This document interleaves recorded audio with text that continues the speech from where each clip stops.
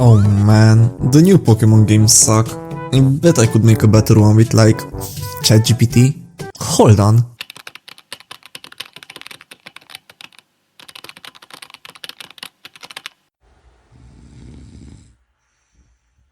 And upload. Oh, already got my first player. Who's there? Just a Nintendo lawyer, kiddo. Congrats on the 20% lawsuit speedrun. Here's your prize. A cease and desist? But it's just a fan game. I made it because I love Pokémon. You hear that, folks? It's just a fan game. A tribute, the fruit of love. And hippity hoppity, a severe infringement on Nintendo's property. But how is this not fair use? I was hoping you'd ask, Tim. My name's not Tim. Could you please go ahead and explain to us, Tim, what fair use actually is, Tim? Well, according to the post with the most upvotes on Reddit, if you change the color by 10% and add... Well, before you risk financial ruin or legal advice from a 10-year-old who doesn't know what he's talking about, let me break it to you that fair use isn't actually a rule. It's more of a defense you cannot really afford. And my friends Fat C and Lil TM here would have something to say about it. The letter C, as in circle and also literally in a circle, stands for copyright, and tells you to keep your dirty little hands off whatever it is associated with. Copyright protects intellectual property, most commonly referring to creative works people have come up with, such as the theme song behind the anime, the code behind the video games, the hentai behind their players, or the general image of the creatures. What did you say? As the name would have you believe, a copyright works by giving you control over who can copy your creative work. But it's important to know that the term creative work only refers to the expression of that work, and not the idea itself. Nintendo does control who can use the image of the yellow rat, but doesn't own the idea of a monster-catching video game. Yet.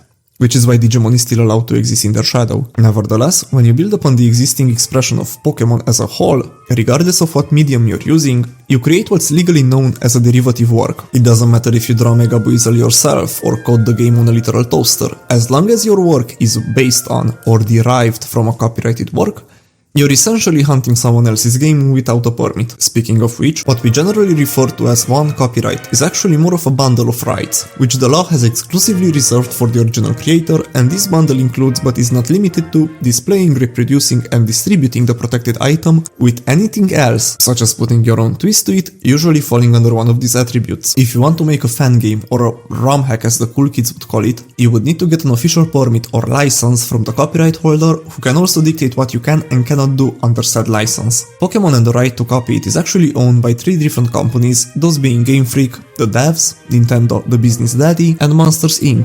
No connection to the Pixar movie, with each of them controlling how the Pokémon IP is used across basically all mediums. Now, the actual reason why copyright exists in the first place is mostly financial, that being to prevent people from simply stealing each other's work. Without it, after the success of the Gen 1 games and the following Pokémania, every company could have just made the Pokémon team version of their product, and we would have possibly seen stuff like Pokémon FIFA, Counter Thunderstrike, or obscene Diglett butt stuff. As cool as some of those may sound, and while I never played FIFA, it's only right for a children's franchise to be able to prevent others from slapping their characters onto shit like abortion pills, and essentially dictate what others can and cannot do with Lil Timmy's favorite sewer dweller. In practice, the bigger the company, the stricter and more meticulous the rules around using their property, with license agreements ranging from some general indications all the way to case-specific handbooks detailing everything you may even think about doing with Lopunny or Gardevoir. Furthermore, most companies will require licenses to submit their ideas for individual approval anyways, because that's how exclusive their control really is. But what if I make my game free? That's a very good question, but for very different reasons than you might think.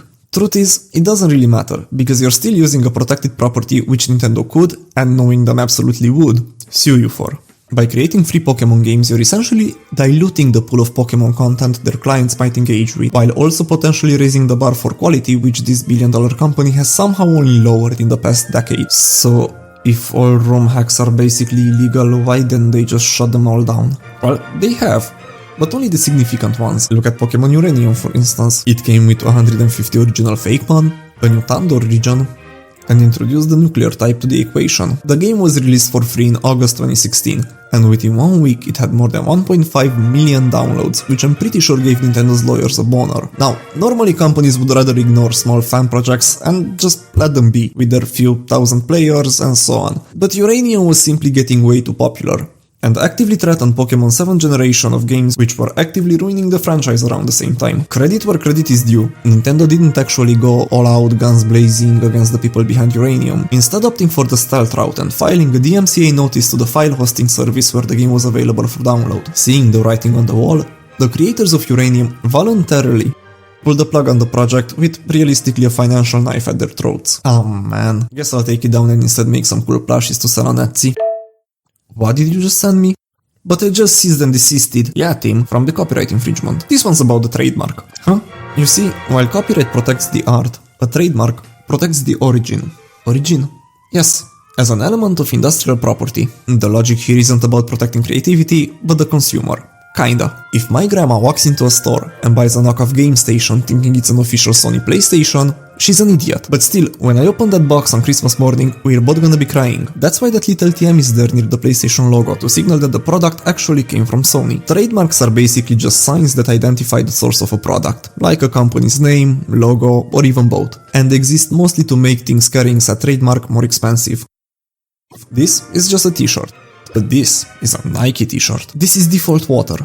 But this is fancy water. And this is a piece of crap. But this is a $100 piece of crap. Putting a company's logo onto your crappy product without their consent is understandably bad for the company, because A, it had absolutely no quality control over whatever you just sold with their name on it, and B, you're actively piggybacking on their reputation, which is why it's very, very illegal, team, and why you should consider paying up. Putting their logo on your shitty product, you say. Ha, screw you, jagged edges, poorly edited, pixelated cutout of a water mouse. You can stick that letter up somewhere. I didn't infringe on anything because I didn't put Nintendo's logo on my plushies. That's all well and good, you default colored buffoon, but your toy is an infringement in itself, even if you're selling it under the name Submissive Spark Rat Furry Plush. Brother man. Thing is, when you've been around for 30 years and are almost as popular as Michael Jackson or Coca-Cola, your trademarks are not really limited to just a logo or a name, which is why we apply what I like to call the grandma test, aka we analyze the likelihood of confusion. In the previous example of grandma fucking up Christmas, how likely was it that a customer would mistakenly buy the cheaper knockoff, believing it was made or approved by Sony? Similarly, if you make a plushie that looks exactly like Pikachu without Nintendo's approval, you are tricking the consumer into the product's origin, while indirectly using Nintendo's better or worse reputation to make a sale. Except that, like I said, I do not put any logos on my plushies. Except that, like I'm trying to say, Pikachu is a logo by itself. If grandma walks into a store and buys Thunderpat thinking it's an official Nintendo product because to her Pikachu is just Pikachu, she has been deceived because crucially for Pokémon, the unique character designs also serve as brand identifiers. When you see a yellow electric mouse with red cheeks, you immediately think Pokémon, even if the word Nintendo isn't in the picture. Legally, the shape and design of Pikachu function exactly like a logo, so even if you do it yourself, if it causes consumer confusion, you're liable. And believe me, Nintendo's lawyers assume consumers are very easily confused. What really? Exactly my point. Nevertheless, Nintendo likes to formally register the names of more popular Pokémon like Pikachu, Charizard or Weasel, the best design since 07, as individual trademarks. But even a billion-dollar corporation can forget about small things like taxes from time to time, giving us stories such as the Jigglypuff Incident. As with many Gen 1 Pokémon, Nintendo forgot about little Jigglypuff over here and never bothered to register it as a trademark, allowing the Chinese Yiwu Fei Meng jewelry company to secure the Jigglypuff registration over them. Knowing that it is okay to steal from China because China steals from you, Nintendo filed a trademark cancellation request on April 22, 2025, claiming that they should have the rights over the word Jigglypuff as it was an original Pokémon character from 1996. This falls under an earlier right request and will most likely hold up, although it would be very fun if they accidentally opened up the floodgates to legally selling Jigglypuffing pens and stuff. Fine, I'll just make a completely original game with different monsters, new weapon and survival mechanics and virtually no connection to Pokémon other than catching monsters in balls. Boo. You know where this is going.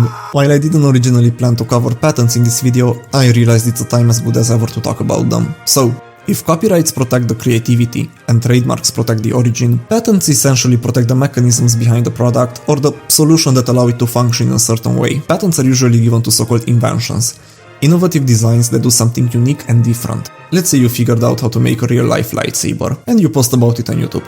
First off, congrats, this thing will be knocking within the hour. Secondly, without a patent, everyone from Temu to Amazon will reverse engineer it to sell as a glowy sword for $10 and you won't see a dime. But if you were to write and draw a detailed report on how the lightsaber works and successfully submit it along with a patent application to the USPTO, then you are legally recognized as the inventor of the lightsaber and have exclusive bragging rights not only over the aesthetic design of the product, but also over the systems and mechanisms that work together to make it a working lightsaber product.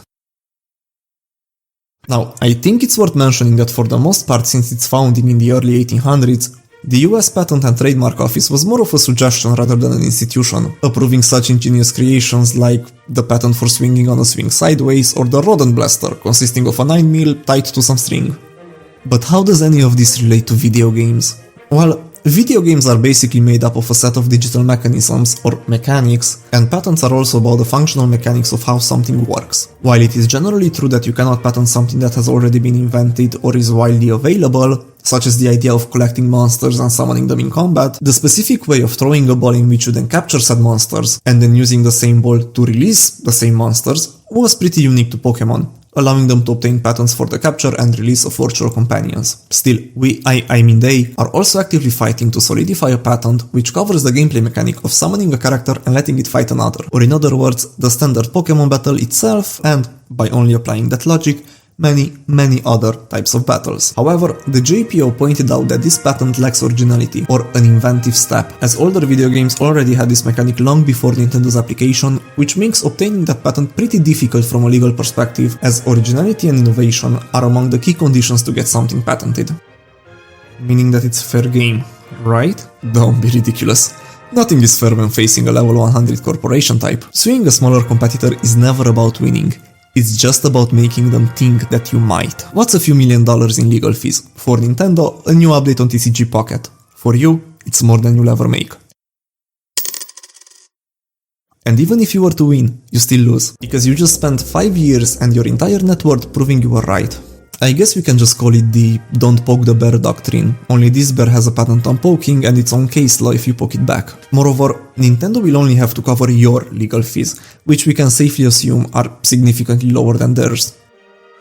Even if you have legal insurance, simply going to court against an entity like Nintendo is more than enough to raise that insurance premium beyond what you can afford.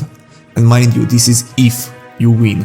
So I have no choice but to play the half-finished slop Nintendo releases because they have a legal chokehold on the genre? That was my line, but yes, because only some real gigachads would be crazy enough to fight this battle for us. Now, I could realistically continue talking about what consequences a lawsuit like this could have, especially on the financial and practical side, but that is far from monetized yet, so you'll have to subscribe for part 2. Kisses.